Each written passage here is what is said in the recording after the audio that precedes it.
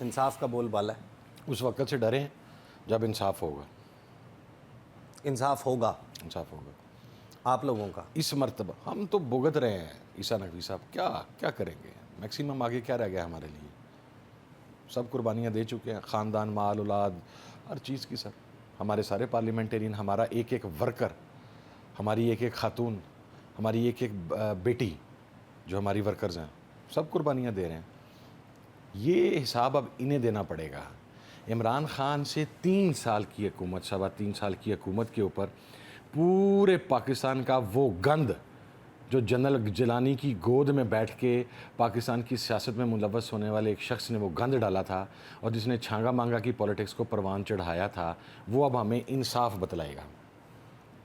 इंसाफ तो इंशाल्लाह अब होगा जब इमरान खान बाहर आएगा, रुथलेस होगा। इमरान खान अपनी चीज़ें तो माफ़ कर सकता है जो उसने कर दी हैं, अपने पर होने वाला जुल्म तो माफ़ कर सकता है सही। जो इमरान खान ने कर दिया है।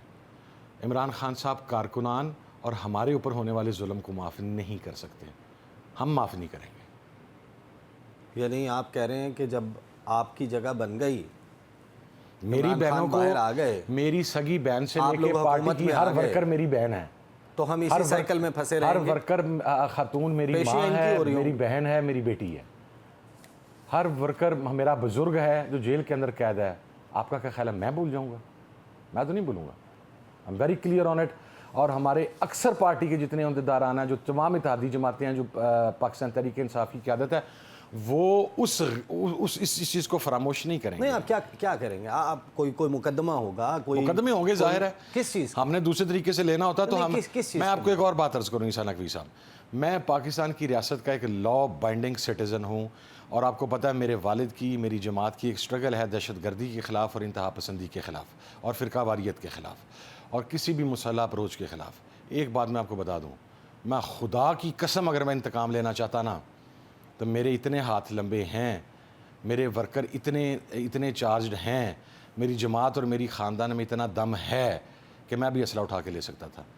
लेकिन मैं अपने वालिद की उस फ़िलासफ़ी से पीछे नहीं हो सकता कि हमने कानून और आइन के दायरे में रह के जंग लड़नी है। तो मैं तो लड़ रहा हूँ। इनके ख़िलाफ़ केसेस होंगे, सब खोलेंगे जो ये माल खा गए हैं, जिन्होंने 30 साल का हिसाब नहीं देते, 30 साल का, वो तो 3 साल का मांगते हैं। स्कैंडल ही नहीं है सर पाकिस्तान 80 से लेके जी।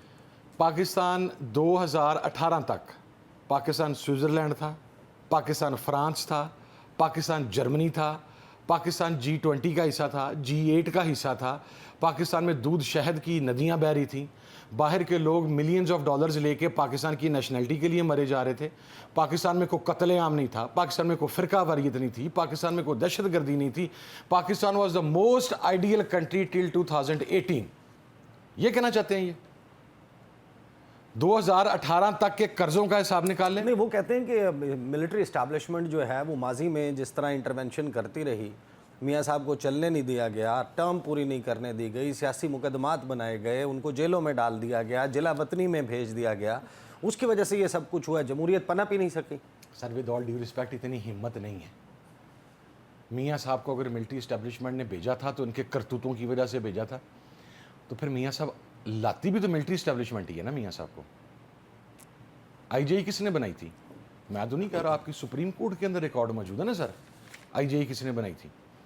मियाँ साहब बेनज़ीर की 88 की गवर्नमेंट गिरा के, इख्तियार है 88 की गवर्नमेंट गिरा के जो लाती है उसको निकालने का इख्तियार है। यही तो वो कहते हैं कि इमरान खान प्रोजेक्ट था, इमरान खान को लाने वाली इस्टेब्लिशमेंट थी, वो बंदा तो इमरान खान को निकाल दिया तो क्या हो गया? 1996 से उस बंदे ने अपनी जदोजहद स्टार्ट की और वो 2018 तक जदोजहद करता आया। सही। प्रोजेक्ट पता क्या होता है सर, कि एक आदमी 1985 के अंदर वारद होता है, जनरल जिलानी की गोद में जाके बैठता है।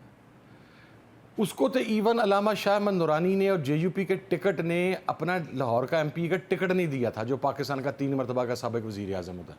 इससे आप कहते हैं प्रोजेक्ट, जिसे आज आप लॉन्च करें, कल आप उसके साथ उससे अपने जो हैं मकासद वो हासिल करना शुरू कर दें। 90 के अंदर नवाज शरीफ को इस्टेब्लिशमेंट लेके आई थी, 97 के अंदर नवाज शरीफ को इस्टेब्लिशमेंट लेके आई थी, इस गवर्नमेंट को इस्टेब्लिशमेंट लेके आई है। 2008 के अंदर शहबाज शरीफ आया था, एस्टेब्लिशमेंट के साथ आया था। बात वो करे जिसका माजी दागदार ना हो, वो शख्स बात ना करे जिसका माजी दागदार है। मेरा वालिद साथ रहा मियां नवाज शरीफ के, किसी ऐसे टाइम पे नहीं रहा जिस वक्त नवाज शरीफ को किसी मार्शल आर्ट डिक्टेटर की हमायत हासिल थी। अच्छा। 2002 से लेके 2008 तक, बल्कि 99 अक्टूबर से लेके 2008 तक मेरा वाले तो एंटी मुशर्रफ था। हमें तो पता नहीं क्या क्या मिलता था, क्या क्या ऑफ़र किया गया। चौधरी शुजात साहब और चौधरी परवेज़ इलाही साहब गवाह, अब उनसे पूछ लें दोनों से। सही। लेकिन मेरा बाप तो किसी मार्शल आर्ट डिक्टेटर का हिस्सा नहीं बना, ना किसी ऐसी रजीम का हिस्सा बना। फ़ौज हमारी है, हमारा एक प्रिंसिपल मौक़िफ़ है कि फ़ौज का पाकिस्तान की सियासत में कोई काम नहीं है। As simple is that. नहीं, वो भी कहते हैं हमारा कोई काम नहीं है। तो फिर जाके पैरों में क्यों बैठते हैं? नहीं, मैं फ़ौज की बात करूँ, फ़ौज भी कहती है कि हमारा कोई काम नहीं है सियासत में और हम नहीं चलिए, हैं। वो उसके ऊपर अगर आप डिस्कस करना चाहते हैं तो आप मेरे साथ कर लें। मैं रियलिटी बताता हूँ, फ़ौज का रहा है किरदार।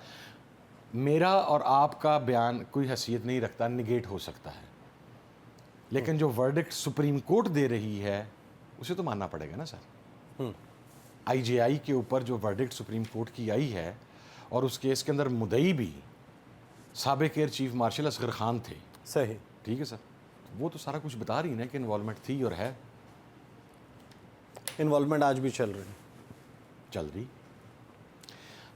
अगर पाकिस्तान की इस्टेब्लिशमेंट अपने और पराई की पहचान नहीं कर सकती, वो लोग जिन्होंने हमेशा, जिनके दिल में फ़ौज के लिए नफरत है, उनके और उन लोगों ने जिन्होंने फ़ौजी जवानों को मारे जाने को शहादत करार दिया था। पहला फतवा पाकिस्तान में SIC का था, जब TTP हमारे फ़ौज के बच्चे मार रही थी तो कोई बंदा खड़ा होने के लिए तैयार नहीं था। हमने कहा था फ़ौज का जवान शहीद है और ये जो उससे लड़ने वाले हैं ये जहन्नम वासिल हैं।